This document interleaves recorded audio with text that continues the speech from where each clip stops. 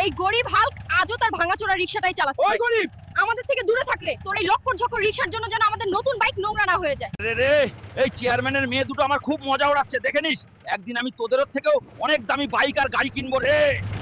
আরে ম্যানেজার সাহেব, এই গাড়িটার দাম কত রে? আরে গরিব, এটা টেসলা গাড়ি, টেসলা। তোর তো এতে বসবারও যোগ্যতা নেই, আর তুই কথা বলছিস কেনার। আরে ম্যানেজার, ওরা যত মজা ওড়ানোর ওরা রে, একদিন আমি তোর পুরো টেসলা কোম্পানিটাই কিনে নেব রে। আরে রে, এখন আমি এত টাকা কোথা থেকে পাবো রে, যেটা দিয়ে গাড়ি কিনতে পারি? শোনো শোনো সবাই শোনো রে, যে কেউ এই দুই মাথাওয়ালা ভন ভন পালোয়ানকে হারাতে পারবে তাকে দেওয়া হবে একটা সোনার জুতো আর পুরো 200 কোটি টাকা। আমি হারিয়ে আসবো ওই দুই মাথাওয়ালা ভন ভন পালোয়ানকে আর জিতে নেব পুরো খাজানা। আরে বাংলাদেশে এমন কেউ কি আছে যে এই ভন ভন পালোয়ানকে হারাতে পারে? আরে বাংলাদেশে এমন কেউ জন্মায়নি যে আমাকে হারাতে পারে। হে বাংলাদেশবাসী, এই ভন ভনকে আমিই হারাবো রে, আমি